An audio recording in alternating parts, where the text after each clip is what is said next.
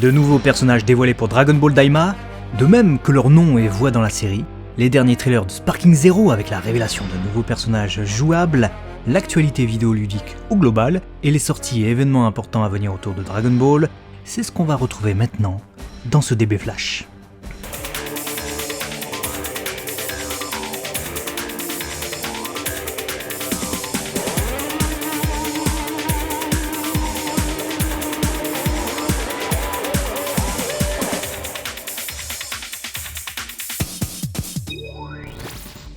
Salut les Saiyans, avant de commencer, un petit tour sur notre deuxième chaîne Léo et Max, où dernièrement on a sorti une petite série de vlogs en immersion chez notre partenaire Ma Borne d'Arcade. L'occasion de faire une surprise à un abonné en lui remettant sa borne, et aussi de découvrir le nouveau showroom du partenaire. On en a profité pour s'affronter sur Dragon Ball Fighters. Des vidéos que vous pouvez retrouver sur la chaîne Léo et Max, n'hésitez pas à y jeter un œil, ainsi qu'au site Ma Borne d'Arcade qui propose également une gamme de produits intéressante, en plus de création de A à Z. On commence l'actualité Dragon Ball avec bien sûr Dragon Ball Daima, plus qu'un mois avant l'arrivée de cette nouvelle série animée sur les écrans japonais, puisque le premier épisode sera diffusé le 11 octobre 2024, comme on l'a dévoilé à l'occasion du dernier DB React en date sur la chaîne. L'horaire est un peu particulière, c'est le vendredi soir à 23h40 sur Fuji TV, mais ça peut certainement être expliqué par la volonté de proposer du sang cette fois. Chose qui était jusqu'alors absente sur Dragon Ball Super, due apparemment à une censure infligée par un comité semblable au CSA chez nous, en tout cas d'après Naoto Shishida, célèbre animateur sur la licence. N'oublions pas non plus que le premier épisode de Daima sera diffusé en avant-première au Japon le 6 octobre à l'occasion d'un événement dédié à Tokyo, le Daimatsuri, en présence de nombreux invités, dont le casting principal de la série et les interprètes des génériques. Et en parlant de ça justement, le site officiel de la série a été mis à jour et ce fut l'occasion de découvrir que l'ending sera interprété par Ai. Il s'appellera Nakama, donc ami ou compagnon, et est également produit par Zeddo, tout comme l'opening Jakajan, qu'on a déjà pu entendre dans le nouveau trailer fraîchement diffusé. Et puisqu'on parle de ce trailer, c'était l'occasion de découvrir de nouveaux personnages. Penzi, qui se révèle être le personnage qu'on voyait déjà jusque-là masqué. Pas de surprise en tout cas pour nous et pour vous, vu qu'on l'avait déjà dévoilé cet été. Puis on a l'assistant de Goma, qui semble être un Kaioshin, et une mystérieuse femme à la peau rose. Le site officiel nous dévoile les noms de ces personnages, ainsi que les seiyuu, donc voix originales, qui les interpréteront. On découvre que Glorio, qu'on connaît déjà depuis un moment, sera incarné par Kouki Uchiyama, que vous connaissez peut-être déjà pour ses rôles de Tomura Shingaraki dans My Hero Academia, Toge Inumaki dans Jujutsu Kaisen, ou encore Meruem dans Hunter x Hunter. Penzi, elle, sera incarnée par Ai Feruz, qui double Power dans Chainsaw Man, et Jolene dans JoJo's Bizarre Adventure. Shin Mini, lui, sera interprété par Yumiko Kobayashi, célèbre voix de Shin-chan dans l'anime du même nom, ou encore de Black Star dans Soul Eater. Goma, l'antagoniste désigné, sera quant à lui interprété par Shotaro Morikubo, Shikamaru dans Naruto, ou encore Bartolomeo dans One Piece. Hâte de découvrir la voix qu'il donnera à ce gnome. Puis vient ce personnage qui s'appelle donc Danges, et sera incarné par Junya Enoki, la voix de Yuji Itadori dans Jujutsu Kaisen. Puis, le Dr Alins, qui est incarné par Yoko Hikasa, la voix de Mio dans K-On! Ou encore Kyoko dans Danganronpa. Dages et Alins sont deux des variantes de formule polie de l'auxiliaire être en japonais. On connaît Des, il arrive que l'on entende aussi Alins dans les animés. Ça revient d'ailleurs souvent dans la bouche de Hiyori et d'Otama dans One Piece pour ceux qui connaissent.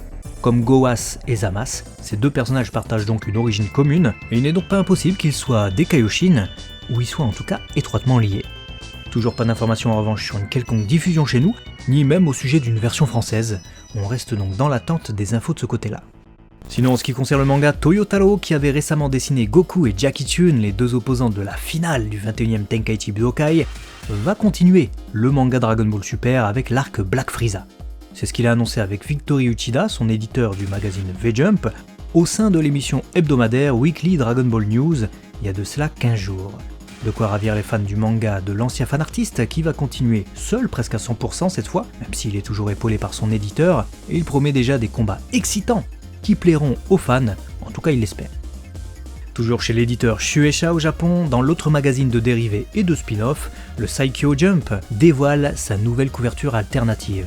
Il s'agit d'un hommage au tome 24 de Dragon Ball, réalisé par Masanori Morita, l'auteur de Rakai Blues et de Rookies. Voici d'ailleurs le message que l'auteur a partagé avec cette couverture.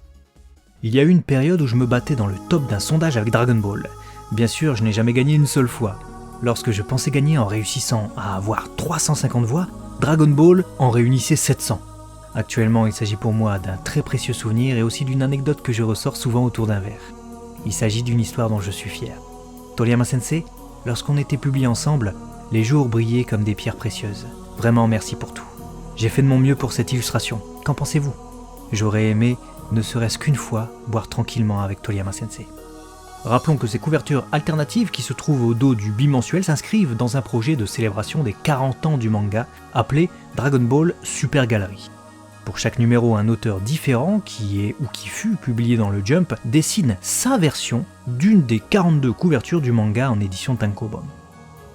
D'ailleurs, pour les fans de Toriyama Sensei que nous sommes, une bonne nouvelle arrive en France et c'est chez Glénat avec la Perfect Edition de Sandland qui débarque le 2 octobre prochain en librairie dans l'Hexagone. Prix indicatif du tome unique, 13,25 €.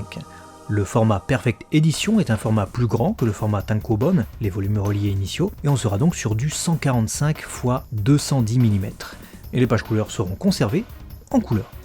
Un peu plus tard, le 20 novembre, ce sera tour du tome 6 de la full color édition du manga Dragon Ball de sortir en français chez Glénat toujours, prix unitaire 14,99 €. Le tome 5, quant à lui, est sorti le 4 septembre dernier. Après le manga, les produits dérivés. Avec pour commencer les jeux vidéo et Sparking Zero, le prochain jeu de combat Dragon Ball de Spike, qui sortira le 11 octobre prochain sur PS5, Xbox Series et PC. On a récemment pu découvrir la présentation des modes de combat et tournois présents dans le jeu au sein d'une vidéo publiée par Bandai Namco. Pour rappel, le mode combat permettra de combattre en ligne, avec vos amis par exemple, et avec les persos et arènes que vous voulez. Mais pour ce qui est des combats en local, donc sur la même console, ils devront se dérouler dans la salle de l'Esprit du Temps uniquement. Pour ce qui est du mode tournoi, il permet de participer à des compétitions en ligne telles que le Tenkaichi Budokai, le Cell Game ou encore même le Tournoi du Pouvoir, mais permet également de créer sa propre compétition avec ses propres règles. Les combats pourront être paramétrés et les joueurs pourront décider avant de lancer un combat des règles de celui-ci. Peut-on voler ? Quel doit être le rang de l'adversaire ? Autant d'options qui pourront être décidées à l'avance. En parallèle de ça, on apprend dans l'interview de Jun Furutani, producteur de Sparking Zero, que les déclarations d'un employé américain de Bandai Namco, survenu un peu plus tôt cet été, à propos de la présence du Red Ribbon ou encore de Tao Pai Pai dans le jeu, ne sont apparemment pas vraies.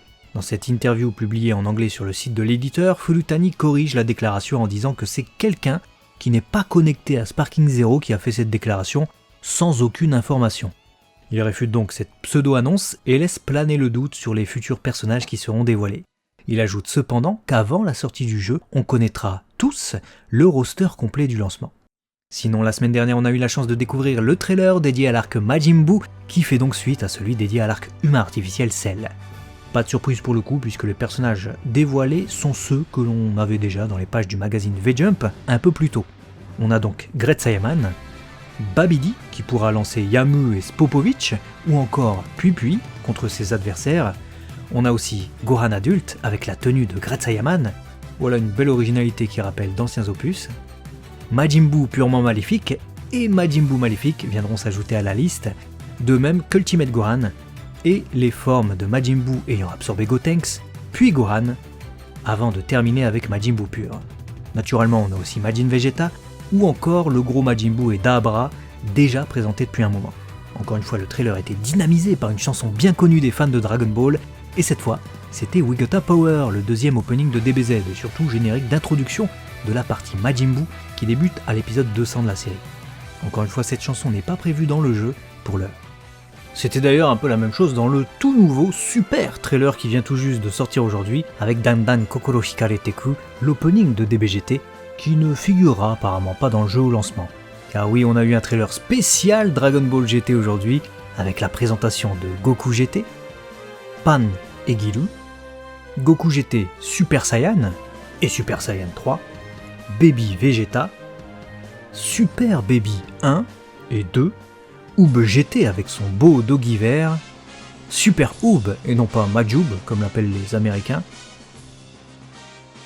Goku Super Saiyan 4, Baby Vegeta transformé en singe géant doré, Ishinlon, puis Super Ishinlon une fois qu'il a absorbé les 7 Dragon Ball, Vegeta Super Saiyan 4, et enfin Gogeta Super Saiyan 4.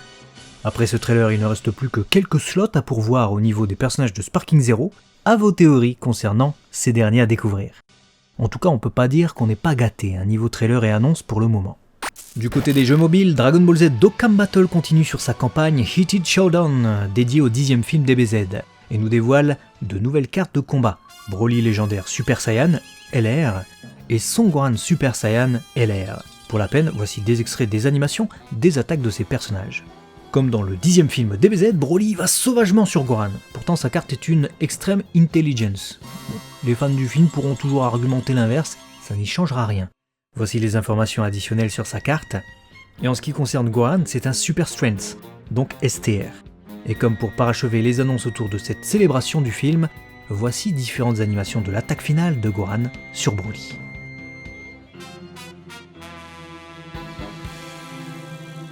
Côté figurine, Plex a dévoilé sa nouvelle Dragon Ball Alive à venir, il s'agira de Cell, forme parfaite. Déjà connu du calendrier, mais qui n'avait pas encore dévoilé son minois. C'est chose faite désormais et on sait qu'il sera accompagné d'un Cell Junior dans sa version Limited, disponible via le site internet de Zim. Ou encore chez Japenko, notre partenaire sur la chaîne, n'hésitez pas à le précommander si ce n'est pas encore fait, Cell sortira en novembre au Japon, prix conseillé 30 800 yens. Ce mois-ci sera aussi le mois de la sortie de l'Ichiban Kuji Dragon Ball Snap Collection, une loterie Banpresto dont voici le line-up. Pas mal de véhicules, et surtout une attention toute particulière portée aux illustrations d'Akira Toriyama et aux openings et endings des séries animées. La loterie sortira le 21 septembre au Japon, prix du ticket 790 yens, soit environ 5 €. Pour tenter d'avoir une figurine, ou bien des acryl charms, des stickers, des serviettes, voire même un mug. Là aussi, vous pourrez esquiver le système de loterie en achetant directement le lot qui vous intéresse chez notre partenaire, une fois la Ichiban Kuji sortie à la fin du mois. En parlant de sortie, justement, Banpresto a dévoilé récemment les visuels de ses prizes à venir pour janvier au Japon. On vous en a d'ailleurs proposé une vidéo dédiée sur Abaka. La surprise vient principalement de Kula, qui arrivera en Solid Edgework sous sa 4e forme, tel qu'il se présente devant Goku avant de se transformer. Nous aurons également une figurine de Shin Mini, issue de Dragon Ball Daima, et une énième figurine de Gogeta Super Saiyan 4, dans la gamme des Blood of Science, et en train d'exécuter son Big Bang Kamehameha cette fois. Voici aussi l'arrivée d'une nouvelle gamme de figurines qui va proposer du Dragon Ball Daima. Ce sont de petites figurines SD, super deformed, donc super déformées. Notez qu'on a 2 Goku annoncés, mais aussi une figurine mystère. Le 10 septembre dernier, Banpresto a aussi sorti 7 Dragon Ball Roomlight, autrement dit de petites lampes à LED en forme de Dragon Ball, idéales pour se créer une petite ambiance à la maison. Leur diamètre est de 12 cm chacune et elles sont commercialisées en tant que prize. Enfin, sachez qu'à l'occasion du Daimatsuri, l'événement Dragon Ball Daima dont on a parlé tout à l'heure, Banpresto va proposer des figurines exclusives à l'événement, une nouvelle propale de cette super Master Star Piece de Son Goku pour commencer.